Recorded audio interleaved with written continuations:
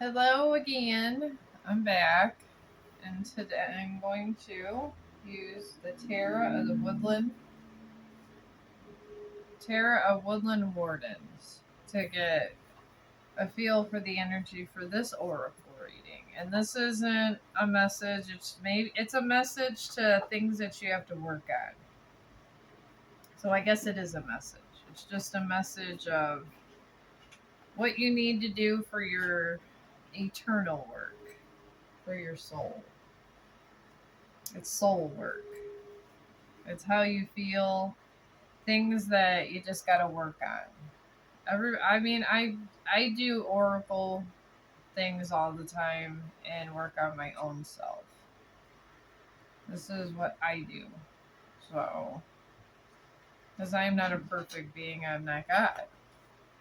I'm not. So, I have to work on my own self to make sure that my energy is, if I'm seeing things or for what they are, or if I'm acting out of ego.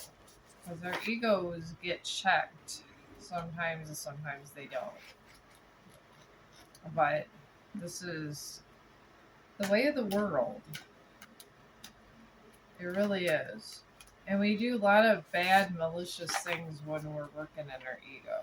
A lot of malicious, bad things. So,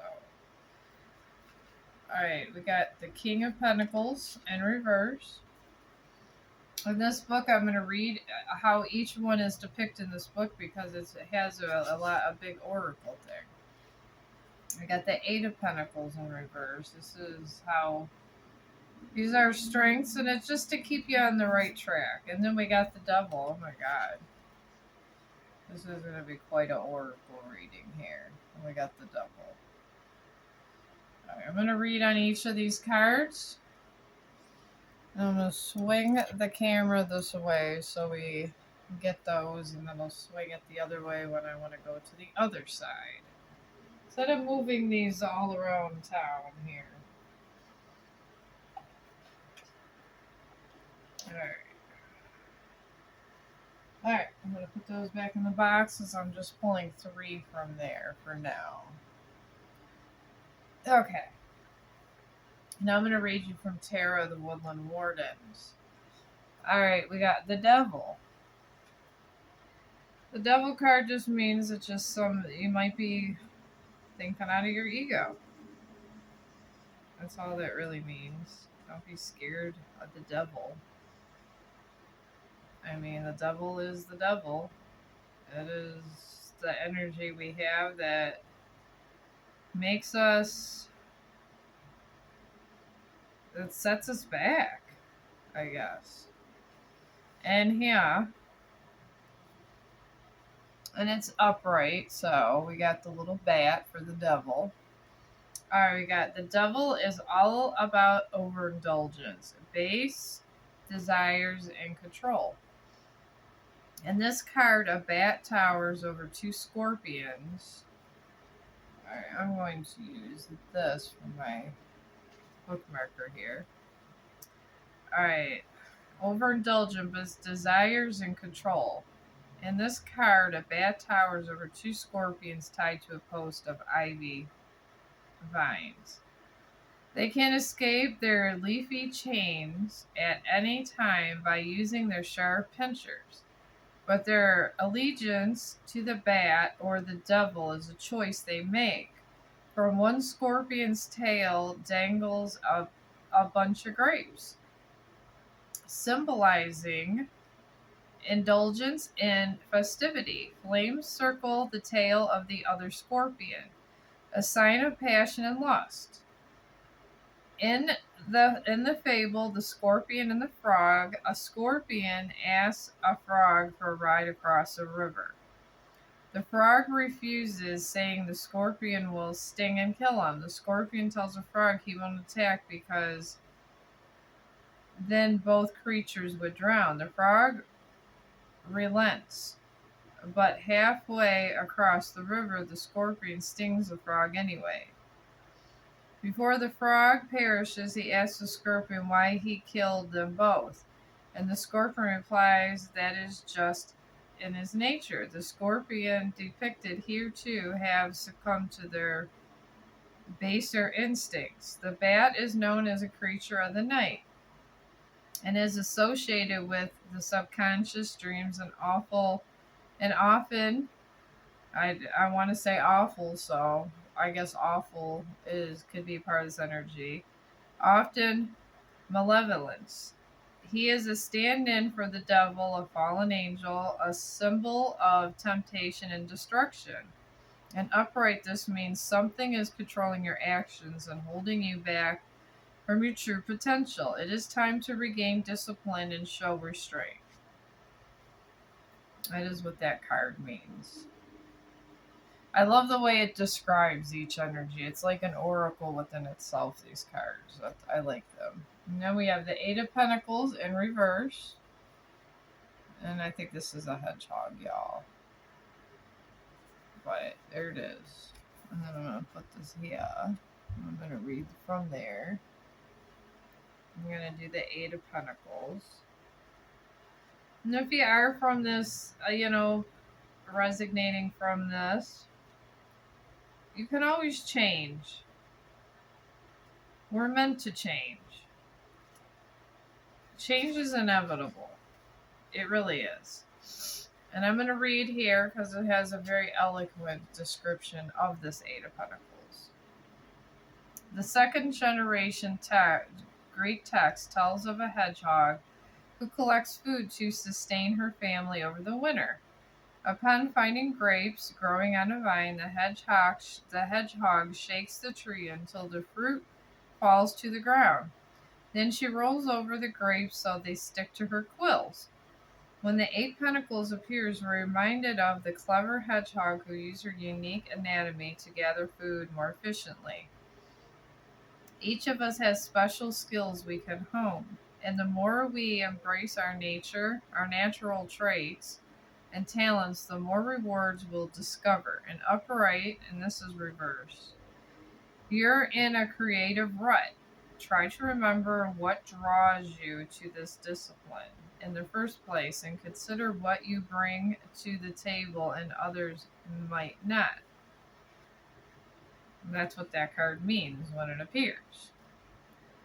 And then lastly, I'll read from this. We got the Knight of Pentacles. And this was in reverse on a part of our oracle reading. And if you feel like this resonated with you and you feel like I should have been nicer to others, there's always room for change. Like I said, change. You will keep repeating things over and over again until you change. The universe will keep bringing you people to you and learn your lesson. The universe wants you to change. And it will force you to have the same cycle, same people, same lessons until you learn your lesson. But let's read from the King of Pentacles. A ram embodies the King of Pentacles. His throne surrounded in ivy, a symbol of his attachment and duty to his realm. Our king rules with strength and self-assurance. Rams are known for their determination, confidence, and fertility. The ancient Phoenician fertility god Baal Haman was often depicted with curling ram horns. Trusted by his subjects, our king's authority derives from his many years of experience. His land is productive and plentiful, and he is devoted to the creatures who inhabit it. And this is reverse, folks. You've made poor choices. As a result, you've lost the confidence and strength you've once treasured. Look to the rams in your life, sources of steadiness and authority, for support as you regain your footing. That's what you're called to do. So, we read from that. So we're done with that portion here, and then we're going to do ancestral wisdom here. This is always exciting, y'all. The ancestral wisdom. Alright, I'm going to go ahead and shuffle these out and give you some ancestral wisdom. And then we're going to do some sacred geometry in this one. Yay! I was the person when I went to college. I'm going to tell y'all, I didn't want to leave college. I don't know why some people hate on college so much. Because I think college is one of the best experiences a person can go through. Alright, we got the chicken. Alright. The chicken just came out for this reading, so we're going to go with here the chicken. And Evermore. Evermore. Evermore. Reminds me of Edgar Allan Poe. And then we got Visitation for your ancestral wisdom. I'm going to go ahead and... This is going to bother me. Some of these things went upside down. Do some of you feel like your life went upside down, y'all? I don't know. I'm going to fix these. I'm like really anal about things. I really am. I get anal about my things. Especially when they're not perfect. I don't know if you all have that feeling. Maybe it's resonating with us here. I'm almost done. Some of these I think when I shuffled I went the wrong way. It happens. It happens, y'all. But when I do some readings, everybody's always in a state of torment. And I don't know what to say to people sometimes. I don't. And I felt that if I started doing these self-help ones where people understood soul healing, possibly I can help. And maybe this is the only way I can help. So I'm going to start reading from Chicken to see what the advice is on Mr. Chicken. Oh, oh, oh. But these are just things you just have to work on. You know? No one's saying you got to be perfect. And if you did something that someone didn't like or whatever, and you're just in this karmic situation, don't feel terrible. I mean, it happens to all of us, and then you get out of it and you're done. That's it. It says, yeah, now we're going to read about the chicken. This is important to your oracle reading. It's something that's in your field that you have to fix. When the chicken enters, it does so with trepidation, head down, focused on peeking pellets in the sand.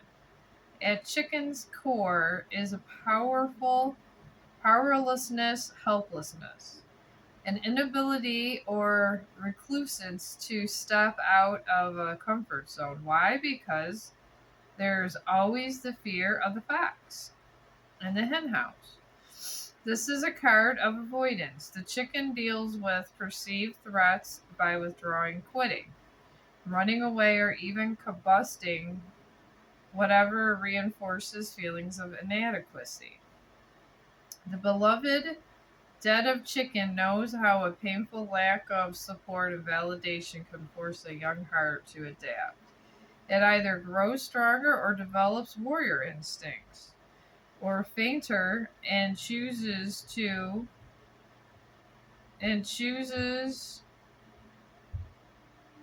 don on a feathered breastplate the armor of a lily livered. If you're unconsciously releasing this energetic pheromone into the universe, beware it attracts predators. Fear can be a healthy instinct, particularly when it's keeping you safe from real crocodiles, but not if it's keeping you wired in by self-imposed doubts and limitations. Scratching in the dirt instead of soaring with edges. Summon your inner sovereign. That's what you're told to do. Summon your inner sovereign. And then we have Evermore. This is another suggestion that of probably a lesson you have to learn. And if you can learn these lessons ahead of time without having to go through karmic cycles, you can have more of your life to enjoy. Don't you want to enjoy your life more than just be in these karmic cycles? I mean, that's what I'm talking about. All right, quote the newlyweds evermore. When this card representing a loved one, individual, or event is raising the significance and context of a marriage, official coupling, partnership, proposal, betrothal, or actual wedding or honeymoon. It's also the energy of happily ever afters, and it signifies love and hope that spring eternal. This is a message from a loved one that even though they can't be there for you physically, their support and love for you is enduring. I stand beside you, behind you. We are souls convinced evermore. Merry meet, merry part. Merry meet again. If you're in a relationship, this card asks you to connect with the romantic, starry eyed, and expectant energy of those beloved dead. They ask, how does your energy resonate and compute with what you're currently feeling and experiencing? Has the union inspired you both to grow past or hold on to old limiting patterns or in narratives? Is a marriage a solution or a continuation? Do you work on making yourselves and each other better human beings? If not, why not and how? Love is a noun, but it's also a verb, an action. What's binding you this commitment in the name of evermore? There are spoken and unspoken expectations in place. They are reasonable or unreasonable. If you're single and frustrated trying to manifest love while asking every fortune teller when you'll meet your soulmate, the beloved dead of evermore step forward to you and they ask you to mindfully consider your intentions, your heart's desire, and but most importantly, your undercurrents. What are your exact instructions to the universe? He will bear my call a mile away. He will whistle in my favorite song. He can ride my pony backwards. He can flip pancakes in the air. He'll be marvelously kind. And his favorite shape will be a star. And he will bear one green eye, one blue. Alice Hoffman, Practical Magic. I love Practical Magic. It's my favorite movie. I might actually watch that.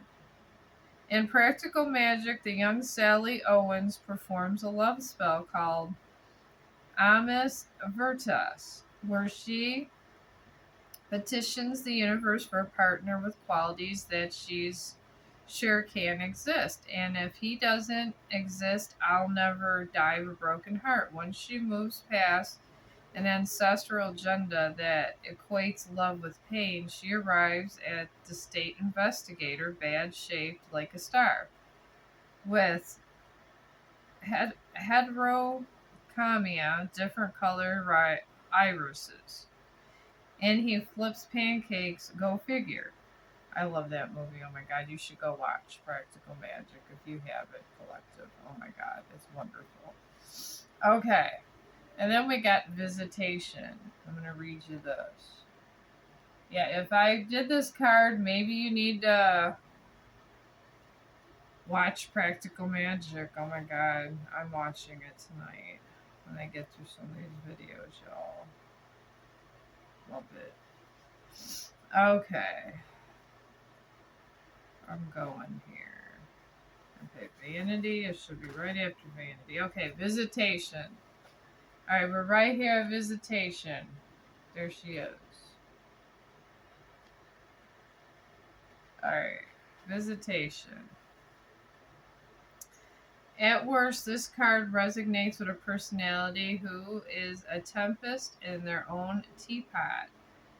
A vainglorious fart in a bucket, dramatic and unapologetically loud and proud. They habitually inflate and overrate their own abilities, while obviously bad form. This excuses self love, suggest a muckier undercurrent and a descriptor. And you'll also find the emotion of jealousy attached to this card. The beloved dead of vanity says that until the vain can accept love and heal what the mirror is really showing them, they can't love anyone else.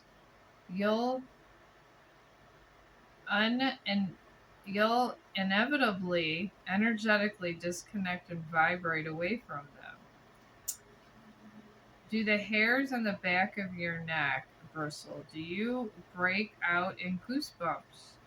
Do you hear murmuring, see images in your mind, or even receive olfactory calling cards such as unmistakable scent of flowers, perfume, pipe smoke, or a wet dog?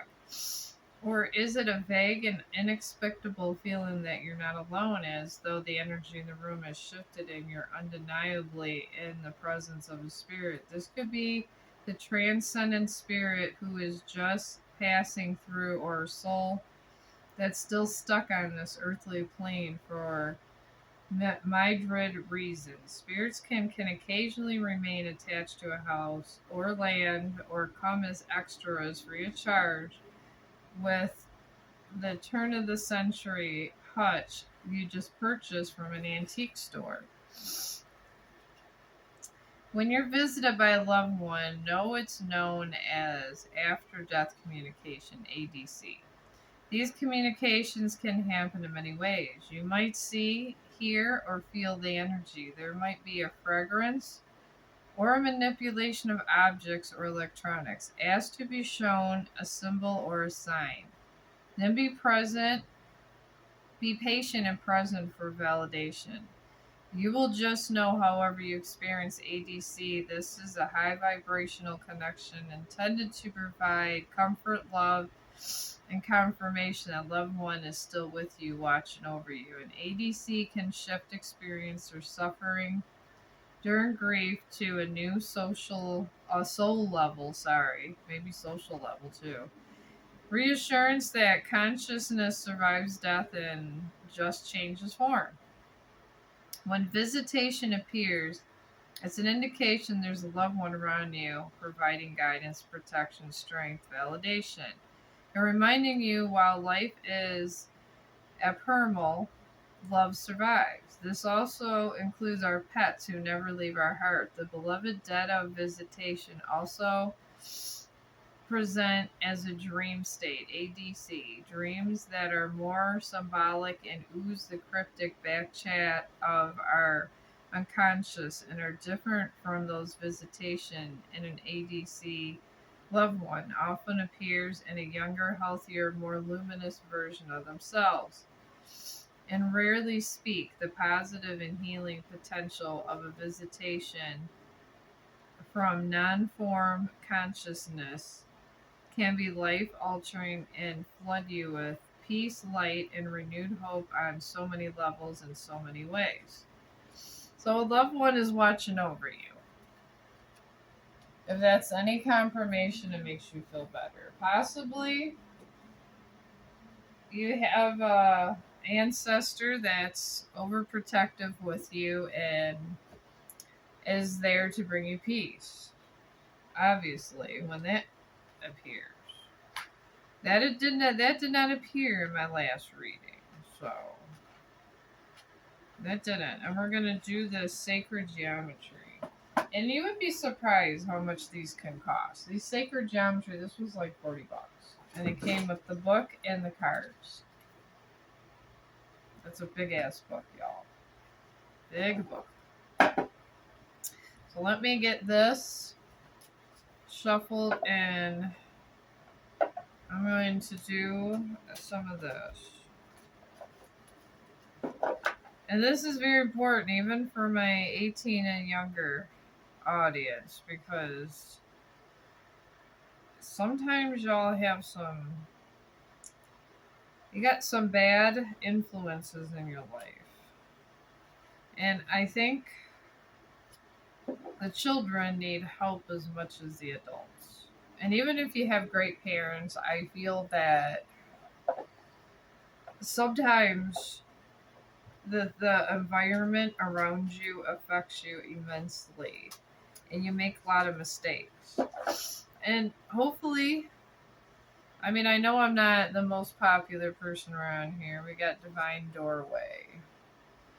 But hopefully, this resonates or makes you think about life. This is all these readings are to help you think about your life and where it's going, and your soul, how it is, and how your life is going. And I will read from these cards. And there we go. It's a very beautiful pictures, y'all. Very beautiful. I love this deck too. It was worth the $40 at Amazon. Oh my god, was it worth the $40? It was so beautiful. Yes, it was. Alright. Alright, we're going to do Dancing Through Eternity 22. 2222 could be a synchronicity for somebody. I don't know. Or just 22. Maybe you're 22. 2222 is a angel number. Alright. Alright, let me get my bookmarker again, y'all. Here we go. Now we go. Right here. Dancing Through Eternity. Alright. This is a relationship book here. I mean, relationship. This is a relationship card.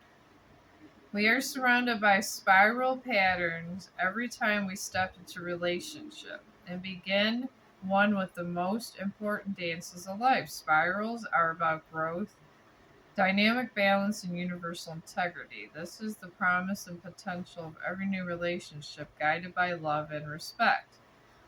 Begin the dance of relationship with the realization that this could be the true love of your life, the most important friendship you ever experienced, or the perfect partnership you need for your life's work. Do not allow the fear of commitment or remembrances of love lost to create barriers or reservations. Travel the spiral to the center of joyful potential. Feel the ecstasy of new deep within your being.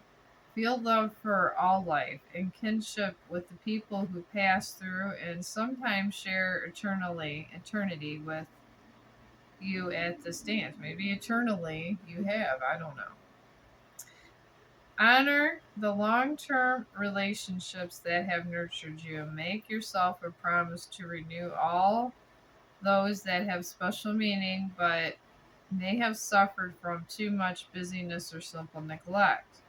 Know that in loving you will be loved. And there's no reverse meaning on that. So we got DNA. And the number on here is 25. 25, 25 could be significant. So I got DNA for somebody. So I'm going to read DNA. Alright. Alright, DNA. Conscious evolution. Human DNA uses the phi ratio to form the wave that spins our genetic codes. Within the double helix of our DNA, the human energy field, we have access to hidden store of knowledge and wisdom called the force of holy light. Unlocking this information is a primary study of many individuals today who feel that human potential, the ability to heal ourselves and this planet, are encoded in this spiral matrix. We presently know of 2 strands and 64 genetic condoms in our DNA. We are in the process of activating codes and will aid in the shift of third dimensional to fourth dimensional reality, which is the course of evolution in which taking. We are turning on the 10 additional strands of DNA, which, including the present 2, will afford us what seems at this point unlimited possibilities. The emotions of love and compassion influence the harmonics of the heart and speed of these changes in our DNA. Each time you act from your heart rather than from fear, you contribute to the evolution of humankind and the healing of Mother Earth. Open your heart to the reality that love is the answer. Maybe you're closed off to love. That's pretty much what I'm getting from this card. So I'm going to transfer this one over here. And then our third card is Divine Doorway. Okay? And here's Tone. And what number is this? 5. Okay, 555. That might be a secrecy. I mean, it's in these cards. It is cards, y'all know. And it came up with the energy. Just saying. Alright, we got Divine Doorway, and this is not in reverse, okay? These are suggestions for your spiritual health, okay? This is all. Inner vision is the topic of this card. Inner vision. Doorways and portholes make it possible to access other dimensions. Beneath the color scheme of this painting lies a sacred number matrix, borrowed from the calendar of ancient Maya. The water lilies represent your potential for enlightenment. The angelic figure is offered as a guardian and guide as you move through this doorway into realms you have yet to discover. This card invites you to contemplate a doorway to your divine center. This doorway will lead past constraints of the third dimensional reality to a place of truth within. Ask your guides and teachers to assist you in moving to a quiet place where you can be ready to receive exactly the information you need at this moment. Listen to the voice of your intuition. Pay attention to any images or messages you receive, no matter how cryptic or obscure they may seem. Note them in a journal and continue to observe how they feel in your physical, emotional, mental, and spiritual bodies as you return to this reality. This is an access point to other dimensions. Respectfully acknowledge the gifts of inner sight. Maybe you have this. Maybe that's why this card appeared. I don't know. Only you know the answer, collective, and I hope our spiritual therapy helped somebody. But this was your oracle reading. Peace and love to all. And hopefully, we can all have a better tomorrow with a lot of happiness and happy animals and people. And I'm going to go ahead and turn this off.